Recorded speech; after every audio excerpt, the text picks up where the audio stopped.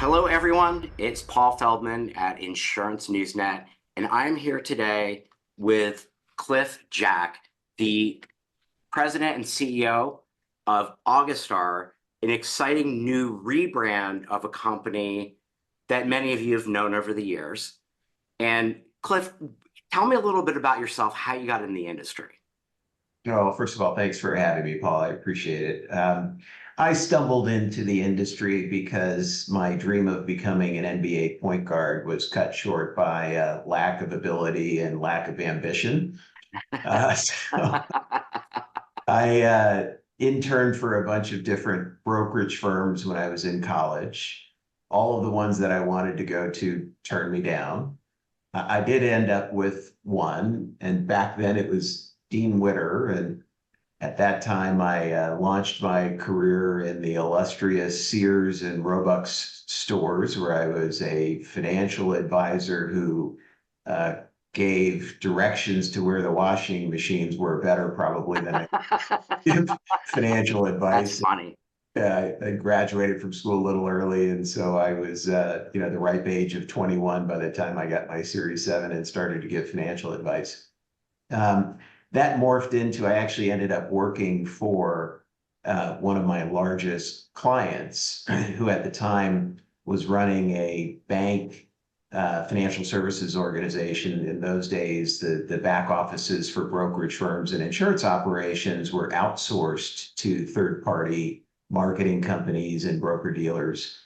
And so that was sort of how I moved away from the advisors business and into sort of a management type of situation.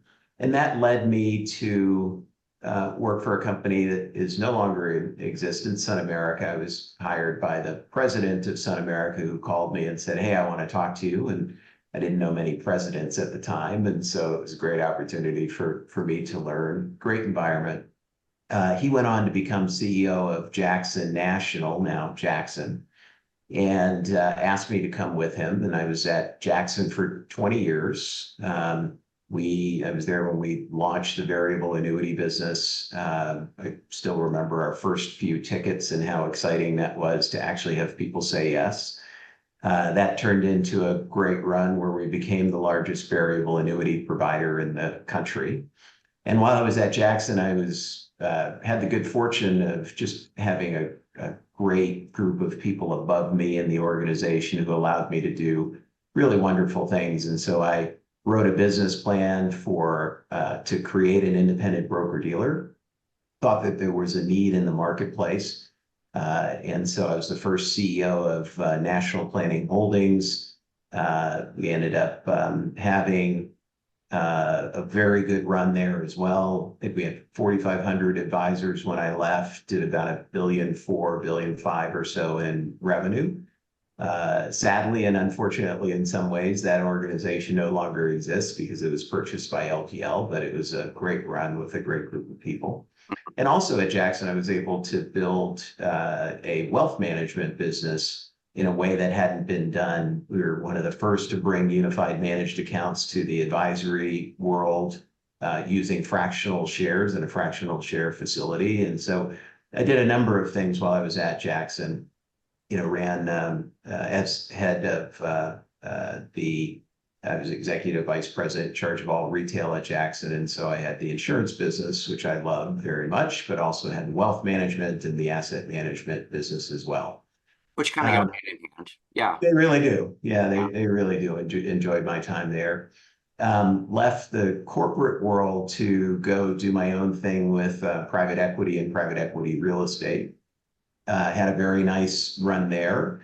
And then candidly, I had a personal situation that happened in my family that caused me to have to step away from the industry for a while. And that has been resolved. And so was able to, fortunately, was able to then consider kind of getting back into the game. And that was right around the time where Constellation called, the CEO of Constellation, our holding company, called and had a story that was too good to say no to. I tried to say no a bunch of times. In fact, even recommended other people for the for the job. But he was pretty persistent and had the opportunity to meet with the board, and the board had great passion for what it is that my now organization was doing. And so it was really enticing, and I'm thrilled to be here. It's been about 15 months or so now. So, it's interesting, tell us about the rebranding, what was behind that. Constellation kind of came in and saved a lot of the policyholders that were there and kind of had a lot of mess to clean up. So Yeah. tell me a little bit about that journey. Well, it was a lot of that predated the time that I had joined. By the time that I had joined, the company had already purchased the old Ohio National in a demutual process. And so our job coming in as a new group of folks is to hire everybody. So if you look at the team, everybody is new.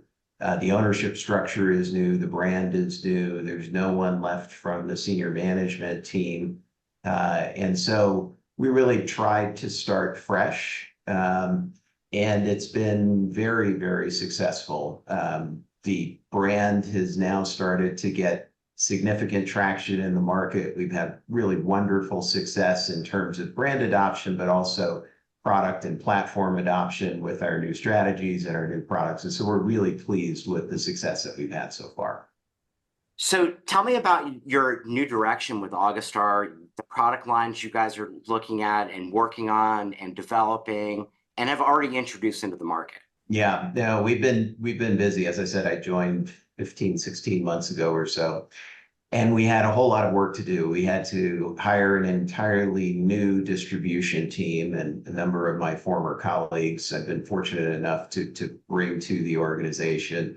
We worked together for a long time. There's a lot of trust built up. We had to revamp our product lines and reinitiate product lines. So we created a FIA product specifically tailored towards the IMO marketplace. We created a MYGA product, a suite of MYGA products that we're rolling out not just in FIAs, but also in institutions, banks, and broker-dealers.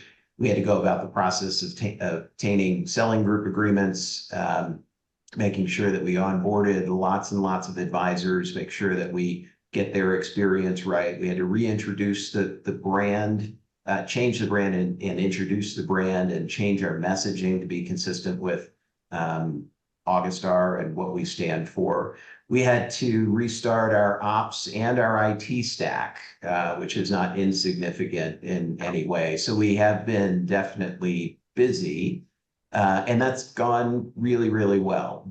We now have what I would call two of the three legs of the stool available from a product standpoint. So we have traditional fixed annuities in the form of MYGAs, and we have FIA products across all channels, institutions, and IMOs. We're not in the registered product space currently, but that's forthcoming. And so we have been busy. It's been definitely a quick-paced environment, but one that is consistent with the way I believe a business needs to be built. So, I mean, the shift of where Ohio National was to the IMO market is kind of significantly different, if you will. Yeah. How do you see that playing out? Well, I look at the advisor market as one large market bifurcated in ways that I could have never imagined years ago. And so what I mean by that is, depending upon how you measure, there's 300,000 or 400,000 advisors and agents in the country that can do business with organizations like ourselves. And we really want to make sure that we provide our resources and our capabilities and our products in the way that meet the need of the agent and the advisor, whether they are in independent broker-dealers, whether they're in IMOs, whether they're in banks, whether they do business directly. All of that needs to be agent choice. They need to decide what's best for them. We don't mandate any of that. We try to create great suites of products and support our agents and our advisors to make sure that they are getting what they need from us to help them grow their business. And so the natural extension of that, of course, is the IMO marketplace, which Ohio National was never in.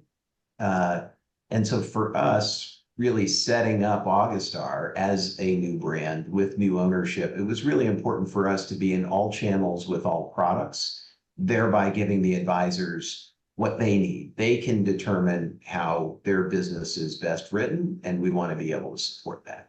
So where do you see your future as a company between life and annuities? Because Ohio National, I mean, they also did DI. Yeah. They had a big, product mix. Where do you see that going in the future? Do you see more on the annuity side? Do you see more on the life side? Is it a certain blend that you're shooting for? Yeah.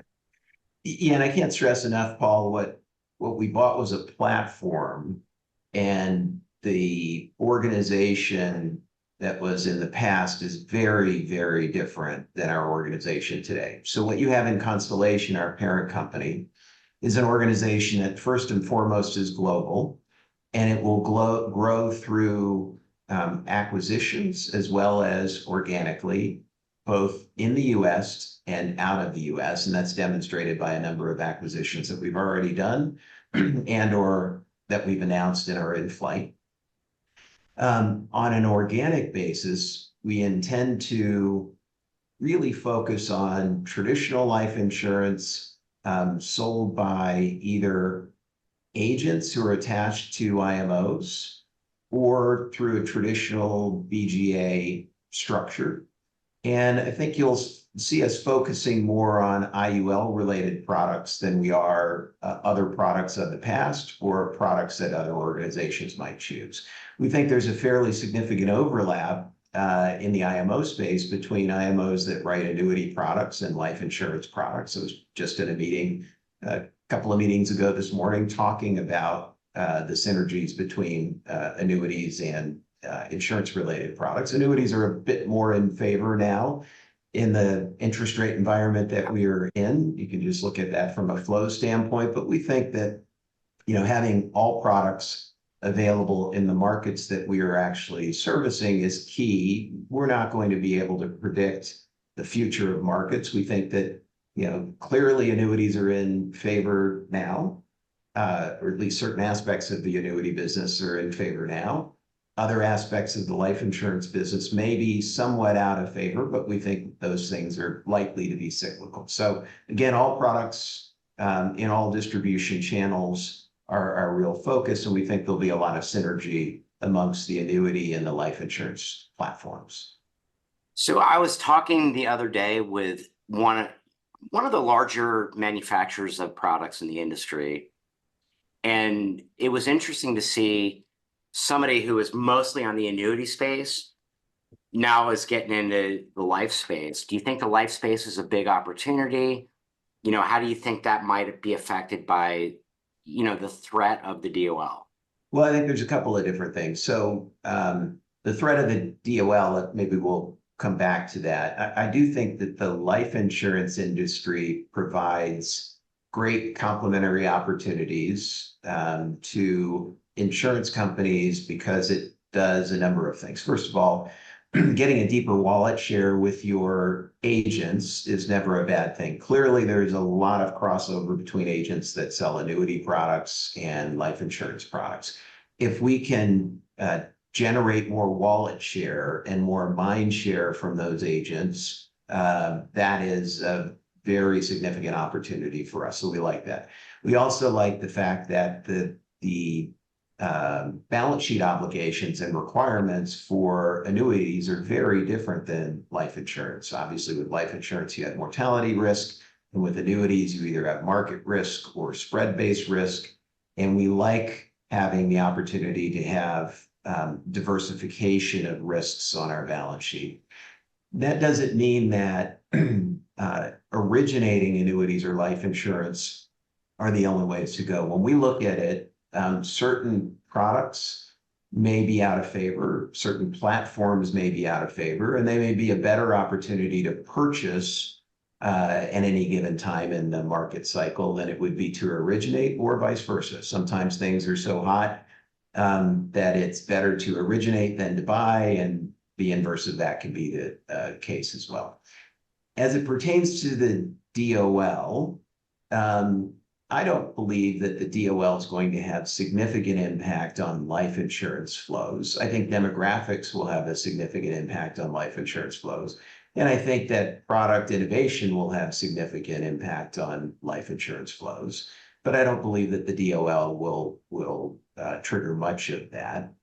And by the way, with respect to the DOL, we agree with the recent lawsuits filed, I think even last week by some of our trade associations, Yes.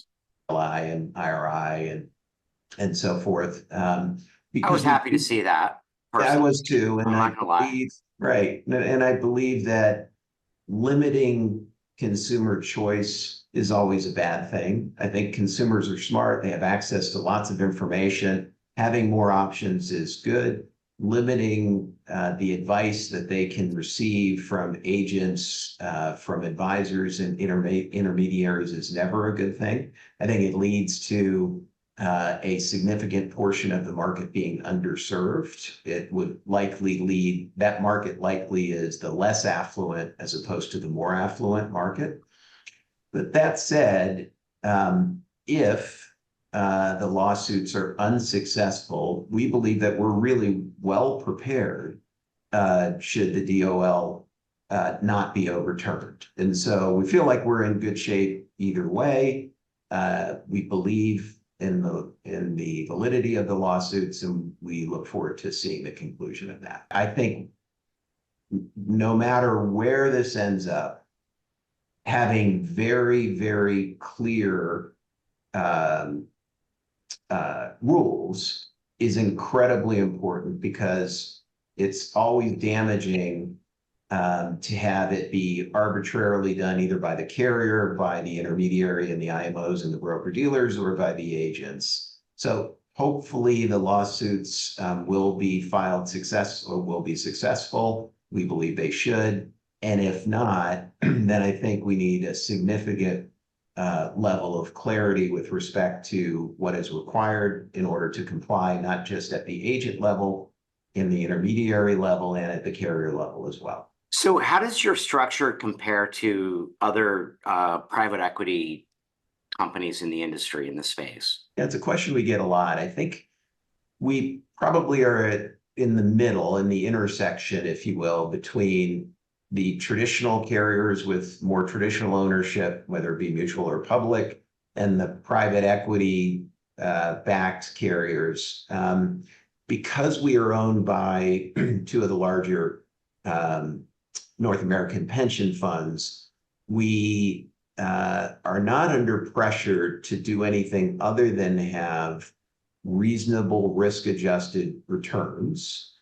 And that means that we have patient capital, we have trusted capital, we have capital that first and foremost is concerned about making sure that we do the right thing to build a business organically or inorganically, without reputational risk, without undue risk, without some of the pressures that other organizations have. And so I would say that we are in a very good place to be able to compete very favorably with the traditional carriers from a balance sheet standpoint, and from the private equity led or owned organizations with respect to the products that we create. So we feel really good. We feel like we've got a unique story. We think that that story is identifiable to advisors and to intermediaries, distribution firms, broker dealers, banks, and IMOs in a way that most people don't have.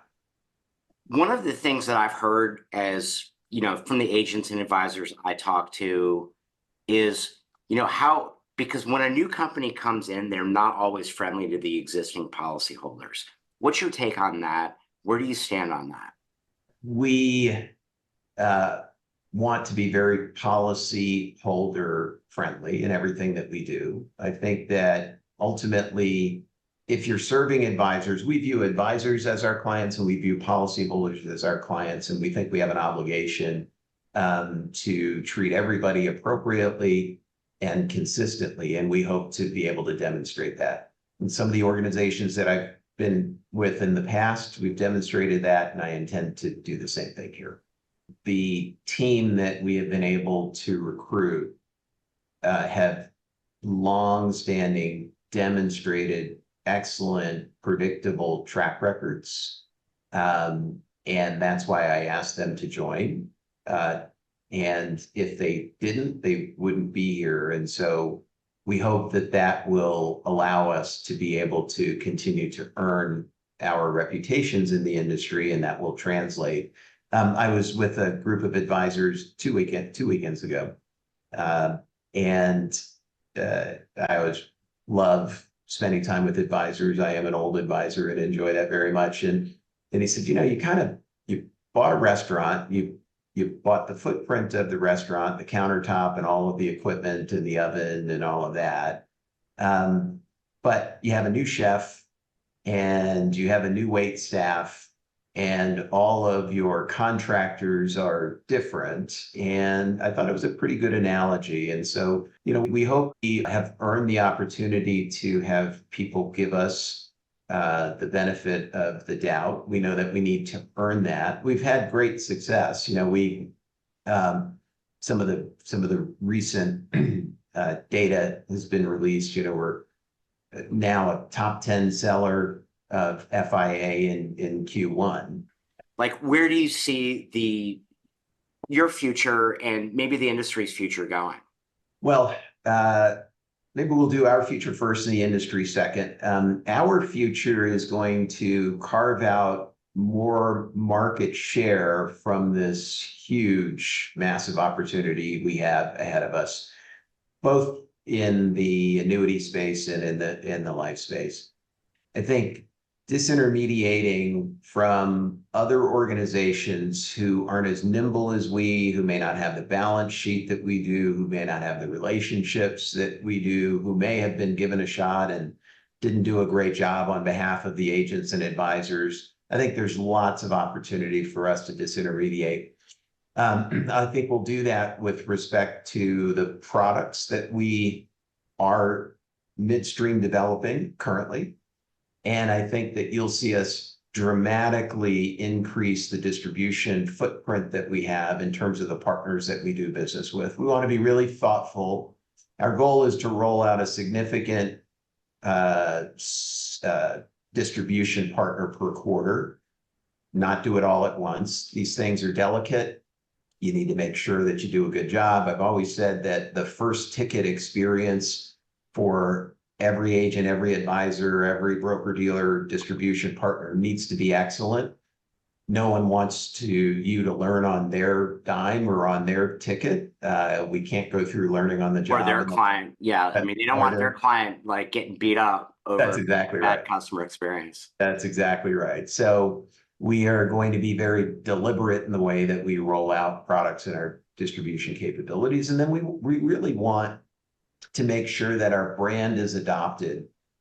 So many brands that are in the marketplace today have been adopted, but not over long periods of time. Some brands have been around forever, but there's many, many organizations that we can all think of that people had never heard of a decade ago that now are bellwethers in our industry. And that's really important for us as well. And so I think in summary, it'll be products, distribution partner, and brand development extensions.